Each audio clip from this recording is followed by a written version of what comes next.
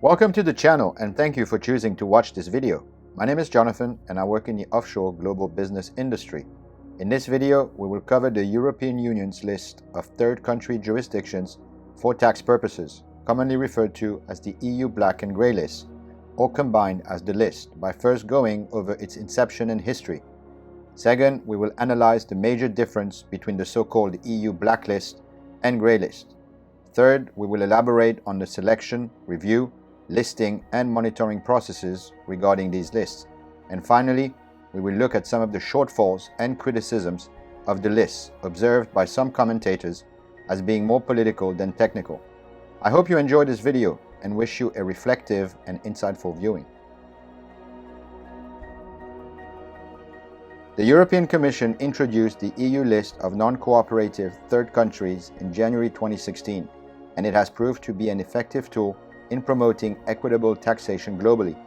Following its adoption by member states in the European Council in December 2017, numerous countries have implemented tangible measures to adhere to good tax governance standards.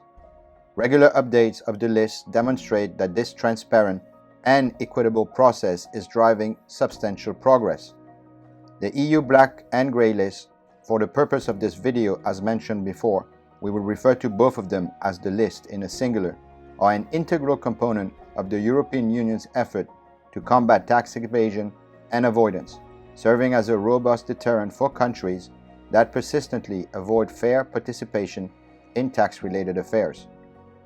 The EU list, despite being relatively young and continuously developing, has already had a significant impact.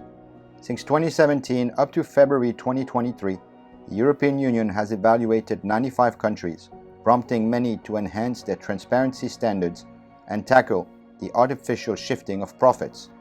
As a result of their commitments, under the EU list, 27 jurisdictions have joined the Convention on Mutual Administrative Assistance on Tax Matters.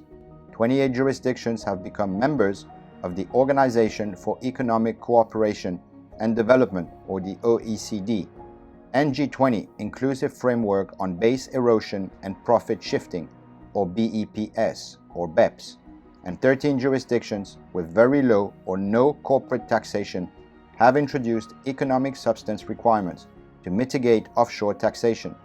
Additionally, the EU list has been instrumental in driving reforms to modify over 130 harmful tax regimes. In the next section, we shall be covering the methodology used for assessing whether any given non-European country would be listed on the EU blacklist under Annexure 1 or on the Grey List under Annexure 2. The main difference between the Black and Grey lists are as follows. Susan Lyons from the audit firm BDO wrote a piece in November 2021 on the EU Corporate Tax News, where the Grey List is, quote, used for jurisdictions that do not yet comply with all international tax standards, but that have committed to implementing good tax governance principles. These jurisdictions are subject to monitoring while they undertake to execute their commitments, unquote. The criteria for being grey listed outlined by Susan Lyons is reaffirmed by the European Commission, which states that such jurisdictions are, quote, committed to address these deficiencies mentioned in Annex 2 of the Council conclusions, unquote.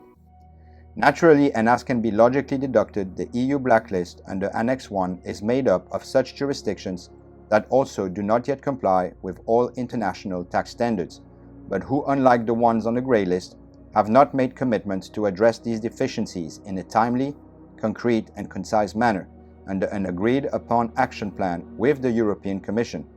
Such jurisdictions under the blacklist or Annex 1 are classified as, quote, non-cooperative jurisdictions for tax purposes, unquote.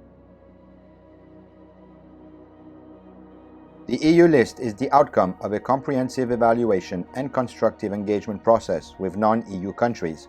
It involves assessing these countries against established criteria for good governance, encompassing tax transparency, fair taxation, the implementation of OECD base erosion and profit shifting measures, and the presence of substance requirements for zero tax jurisdictions. European Union member states reached a consensus on these criteria in November 2016, and they serve as the foundation for a screening scoreboard used in the assessment process. The tax transparency criteria include compliance with the OECD Automatic Exchange of Information standard, having arrangements in place to exchange information with all EU member states, and a largely compliant rating by the Global Forum for the Automatic Exchange of Information and Exchange of Information on Request standards. Additionally, the screening takes into account ratification or participation in the OECD Multilateral Convention on Mutual Administrative Assistance for sovereign states, or the establishment of a network of exchange arrangements for both sovereign and non-sovereign jurisdictions. In terms of fair taxation, jurisdictions must not have preferential tax measures considered harmful under the Council's Resolution 1 of December 1997, and should not facilitate offshore structures aimed at attracting profits not reflecting genuine economic activity. For the implementation of anti-BEPS measures, initial compliance requires a commitment to the OECD anti-BEPS minimum standards. Future compliance to be evaluated after reviews by the inclusive framework are completed depends on receiving a positive assessment for the effective implementation of the agreed OECD anti-BEPS minimum standards. Countries and jurisdictions featured in the OECD and G20 members list of non-cooperative jurisdictions are considered for inclusion in the EU list, regardless of whether they were selected for the screening exercise. Finally, it is worth noting that at a later stage, the aspect of beneficial ownership will be incorporated as a fourth transparency criterion for screening in view of the initiative for future global exchange of beneficial ownership information. The website of IFC Media featured an article written in February 2023 entitled, "Is the EU Tax Blacklist More Political Than Technical? 5 years on, since its inception, how effective has the EU tax blacklist been in tackling tax avoidance?" In this article, Alex Cobham, chief executive at the Tax Justice Network, states, quote, "The non-cooperative jurisdictions list is unjust and an ineffective instrument that shames the European Union," unquote. Mr. Cobham highlights two main concerns regarding the EU's approach to creating a list of non-cooperative jurisdictions for tax purposes. Firstly, the European Union does not subject its own member states to transparent assessments based on the criteria used for external jurisdictions. Secondly, the criteria employed in the list are susceptible to political manipulation. The EU relies on OECD assessments, but since the OECD may never designate its most influential member, such as the United States, as non-compliant, this could result in biased inclusion or exclusion on the EU list. Moreover, the European criteria involve assessments conducted behind closed doors, which opens the door to potential lobbying influence. An example is provided to illustrate the perceived inconsistencies. The swift delisting of the Cayman Islands in 2020, despite ranking highly on indices like the Financial Secrecy Index and Corporate Tax Haven Index, contrasts with the continued listing of Trinidad and Tobago, which ranks much lower on the Financial Secrecy Index and has not been evaluated on the Corporate Tax Haven Index. This comparison raises questions about the fairness and transparency of the EU's list creation process. Lastly, and as per the article, Mr. Cobham states that, quote, "The EU currently lists as non-cooperative jurisdictions responsible for less than 5% of the global risks assessed by the Financial Secrecy Index, but the EU 27, in reference to the 27 countries making up the European Union, account fully for 20% of the global risk. The list fails to protect EU countries for financial secrecy, fails to raise standards in the EU, and inflicts discriminatory punishments on others," unquote.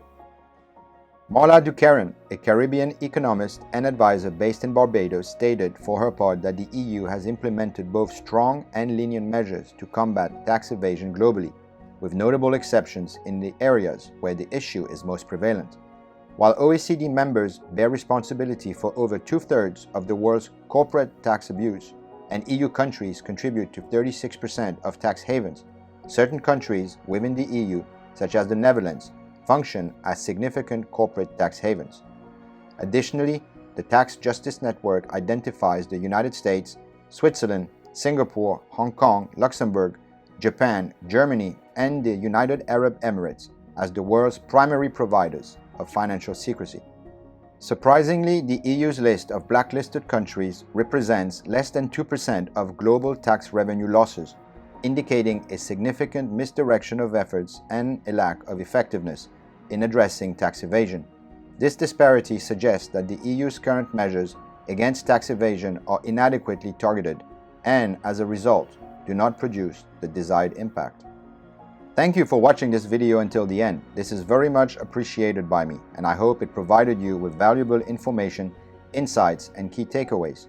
As always, I will be posting frequent and insightful content, so feel free to come back to the channel to stay updated and on top of what is happening in the offshore, global, and financial services industries. Stay safe and healthy, guys. I'll see you in the next one. Cheers.